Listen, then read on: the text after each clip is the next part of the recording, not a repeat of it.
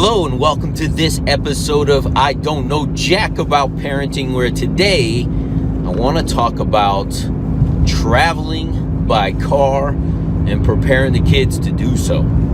So the big question is this: how are parents like us, who don't have a manual, who are doing the best we can, who feel as though we aren't enough, how are we going to raise healthy, happy children who we are proud of and still keep our sanity in that process? That's the question, and this podcast will give you the answers.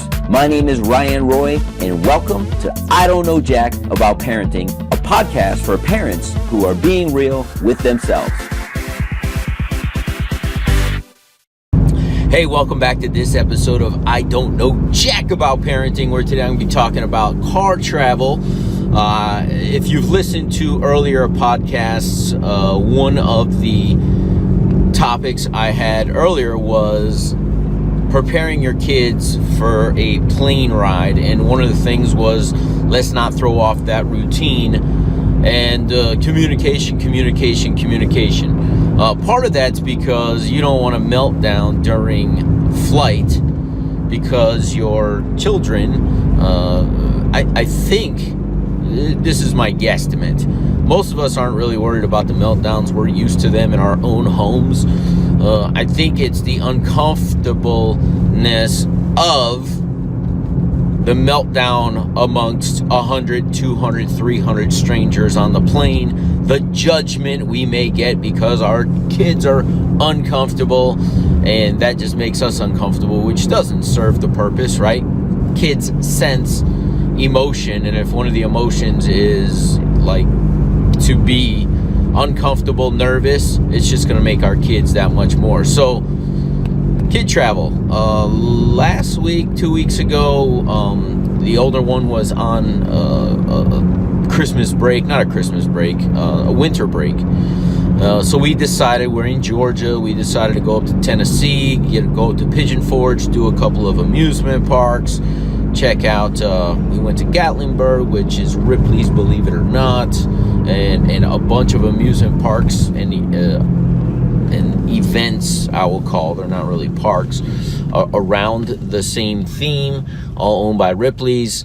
And it's a 4.5 hour drive for our family.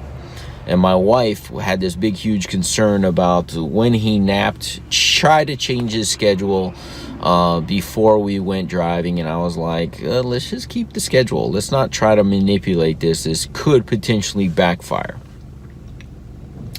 So the plan was to leave on a Friday afternoon around 3 o'clock. That would get us to where our destination was around 8 o'clock with a quick meal break. But this is preparation. She figured he would nap around that time, get an hour or two in, because he's in the car, which that plan was executed to perfection. So the challenge was we didn't have any time to stop and eat, and that threw off my schedule. I'm the type of person who likes to eat at the same time, and we got to take the entire family into consideration. But I'm an adult, I can handle it. We had snacks and dinner for our 7-year-old, and my wife can just hold off. It's not important to her as long as the kids are okay. Ladies, you probably can relate to that. So preparation on food, nap time. The older one had his video game system and was allowed once we made it to a highway, which the highway we needed to get on was 45 minutes away. He could have it for sporadically during the drive. And then the wife and I, just some tunes, and we're good to go. So I remember thinking my wife's biggest challenge in this, and ladies, you may be able to relate to this. We only really had one extended road trip with the baby. And that extended road trip was about 8 hours when he was about 5 months old. This is an entire year later, 17, 18 months at this point. And I was like, I don't think it's going to be the same scenario. It's half the time, and it's he's 3 times the age. We're good to go. He'll be fine. As long as we entertain him, bring his cars, bring his toys, bring his books. Loves books, by the way. I don't know jack about parenting, people, but I know Do not hesitate to give a 1-year-old a book and start reading to them, because they will be familiar, and that's something we'll definitely talk about. If I haven't in a previous podcast, will come up.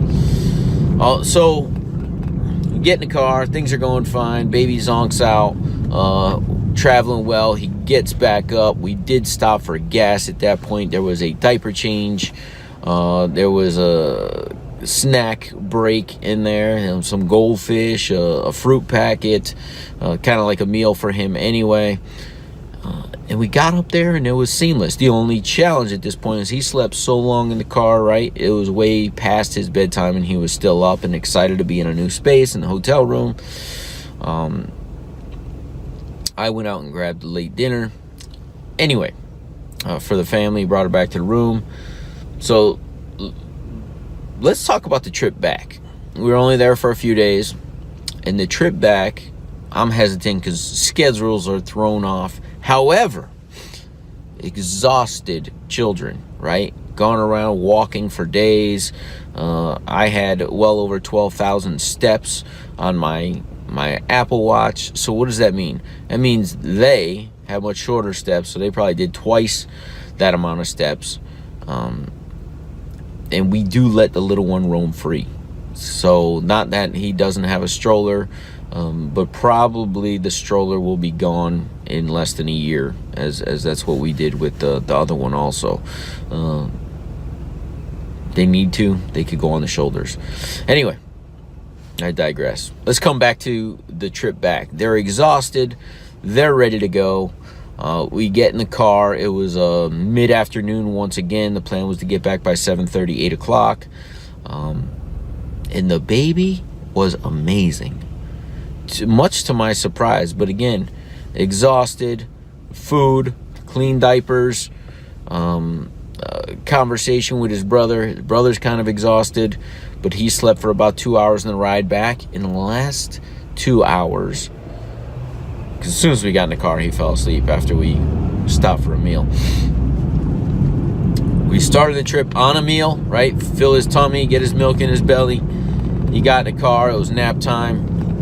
And when he woke up, there was not one peep for the next 2 to 2.5 hours on the way home. As a matter of fact, we kept thinking, because we didn't change his diaper, so we stopped and changed his diaper, and our thought was, man, that may just disrupt the whole back end of this thing, and we would know if it was a poopy one, right? So we got through it and got back home, and I thought to myself, what made this the way it was? Some of it just pure dumb luck, to really not get a peep out of him in a 9-hour drive, 4.5 hour up, 4.5 hour back. And when I say not a peep, I think parents know that there was the occasional but other than that, there was no extended cry, which we're blessed to have. But I do believe that it's the preparation, leaving around his nap time, having the proper toys and books, talking to him. He loves music. Putting music on that when he was up, we can deal with, right? We don't need adult music necessarily, but we played adult music also. And just being calm. I think being calm, talking to him in calm tones, communicating change, letting the 7-year-old know, hey, this is what's going to be going on. You may have to entertain your brother in the back. There's so much that goes into it that it's not just one thing. And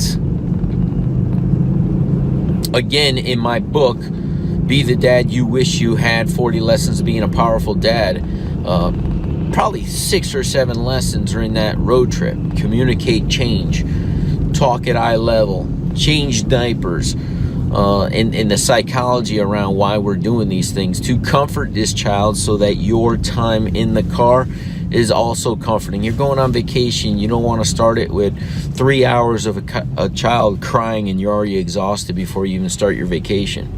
The middle of the trip, I will tell you, was exceptional. We had a fantastic time. The only challenge was it rained a little bit, and there was a convention where we were at. It was 12,000 students, teenagers. Oh my goodness. everywhere. So there was lines to a lot of stuff. Lunch lines were 2 hours long, but you get through those things. So great trip, front to back, and a lot of it had to do with the fact that the trip to and from was a pleasant one because of us being prepared. So you don't have to know a lot about parenting in order to be prepared for a road trip. Prepare yourself.